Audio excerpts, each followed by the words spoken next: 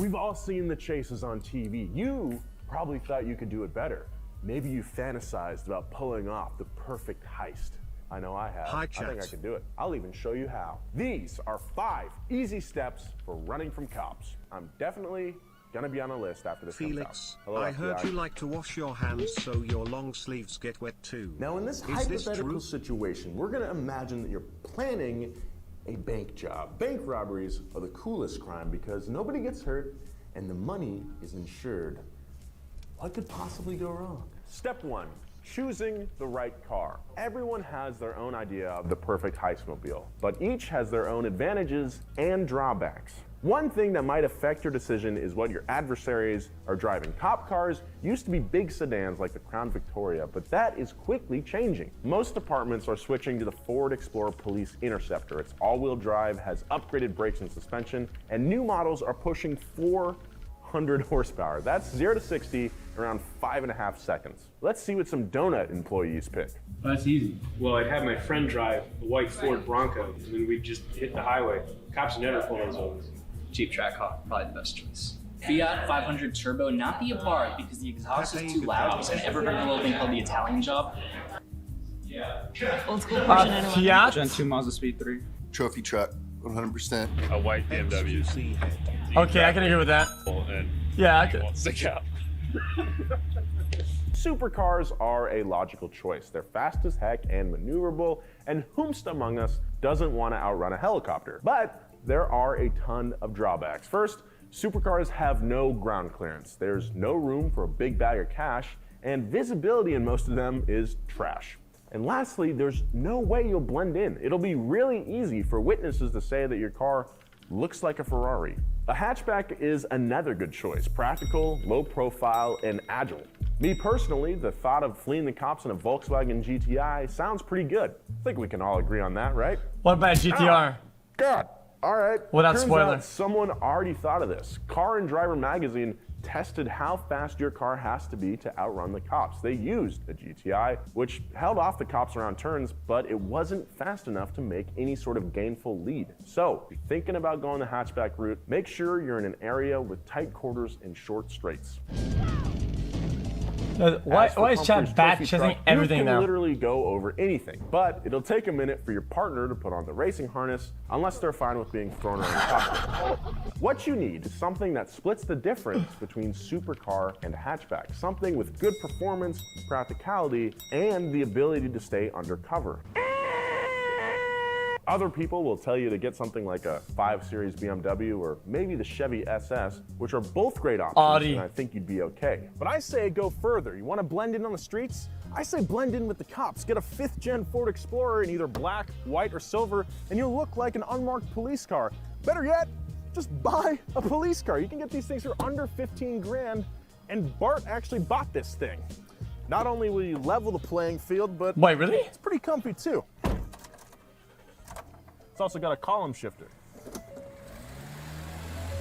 Let me know what car you would choose in the comments. I want to see some freaking creativity, guys. Step number 2, plan, plan, plan.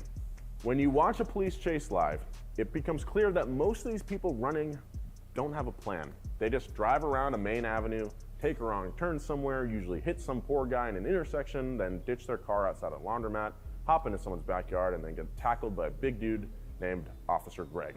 But we ain't doing that.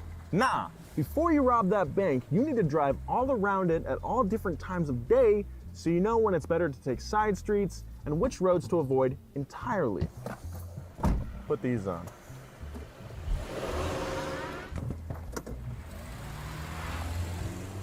The Department of Justice recognizes XQC 3 different types of pursuit policies. A discretionary policy leaves it up to the officer. A restrictive one requires an officer to ask permission from their supervisor to initiate, and discouraging departments only see pursuits as a last resort. That means, depending on where you live, the police might not chase you at all. Or you might live in a state like California where officers are not required by law to follow department policy and are in fact covered by an immunity shield should something go wrong during a chase. Something like this.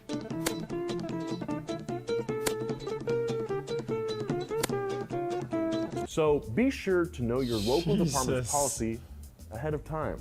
To make sure you weren't stopped by a Thank pit you to maneuver, you and spike Chet strip, for or helping getting me get boxed through in, some I of the recommend that hard you spend times as little XQCL. time on the road as possible. The less time you give the police to plan and coordinate, the better. Step 3, driving correctly. Let's look at some footy. Here's this dude in a yellow Corvette. Pretty good car. For the most part, his plan is to speed away from officers, but for some reason, he starts heading into oncoming traffic, which sometimes works, but you're putting innocent people and yourself in way too much unnecessary danger. What is he I don't doing? recommend it. This chase ends when he inexplicably hesitates, mashes the gas, and spins out, which leaves him open to a nice smashing. Speaking of smashing, go ahead and smash that like button. What? This Why? guy's mistake was thinking that you can power out of a chase. No, Even the news I'm not gonna do that anchors this one time, but- know that's a bad idea. No. Just put the SUV in front of him, dude. Before you wreck yourself. Oh my god, this is embarrassing. Then there's this guy who stole a freaking tank back in 1995. You might think this is the ultimate getaway vehicle, and it kind of is, but not really. There's no way he could have blended into traffic with a freaking tank. A bigger problem. Oh, what is that? Is that some sort of material or whatever? That wasn't somebody. That was not somebody. Trust me. Nah, it's some material. In Phoenix, which seems pretty docile, with the bad guy taking it easy. Oh, it's on a some motorcycle. main I didn't know that. roadways. a Things are going carpet. smoothly until he hits this intersection. Oh, it's a Instead of bumper. taking the left Portuguese with a flow of United traffic, he players, changes his Bruno, mind Nani and and continues Pepe. going straight. Am This I hesitation forgetting gives the anyone? two cars behind him Oh, yeah, enough time Diogo to get Lopes. closer, which is good because they're cops. They were in plain sight, just waiting for the perfect time to strike. Unmarked cars are definitely something you're gonna have to look out for. One thing you can't look out for, though, is helicopters. But don't worry, I have a plan. Helicopters for are those, broken. which I'll tell you in a little bit. Ready? Actually, no, there was a car that we saw, 4. and they ditched Here we everyone go, by just expected. speeding. If you want to get away from the police, you gotta throw a wrench in the gears. Police have protocol for pretty much everything. Everything they're expecting, that is. Last year in LA, Yeah, this chase we really ended watched when it. the driver went into an active metro line tunnel where the police did not follow because it was just too dangerous. The driver and his girl hid in an evacuation room where he was apprehended, but she got away. The lady got away because the LAPD didn't have protocol for someone driving into metro tunnels. But I'll bet you Tunnels. anything that they do now. Do the unexpected. Something like choosing a bank near an airport, maybe. Not to get away on a plane, but to keep those pesky police helicopters at bay.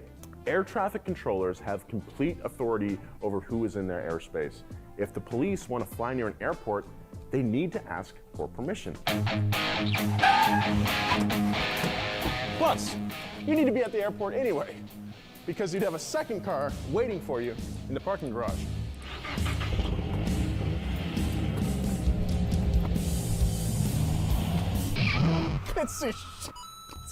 So a little review before we get to the final step. Step 1, choose the right car, know what you're up against. Step 2, plan, plan, plan.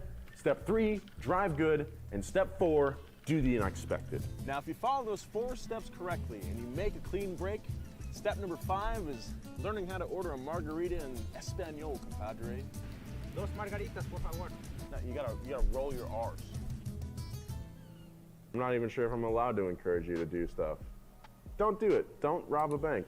60% of bank robberies get solved in the first 24 hours, so don't do it. You'll get caught. Follow me on Instagram at Nolan J. Sykes. Follow Donut at Donut Media. I saw a video on Donut Media telling me how to rob a bank, so I did it. Okay, next.